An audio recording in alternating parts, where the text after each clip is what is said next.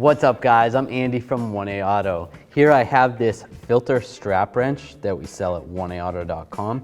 Generally you use this if you have trouble getting an oil filter off. This is for extreme cases, although you can use it under normal circumstances too. So you put this around the oil filter, and if you go like this, this would be tightening it up. So we want to loosen it. So go around the other way, just like that, and it's going to loosen.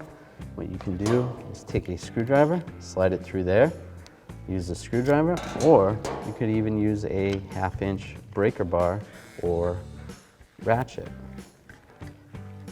So if you would like this tool or any other tools, click the link in the description and head over to 1aauto.com. Thanks for watching. Visit 1aauto.com, your place for DIY auto repairs, for great parts, great service, and more content.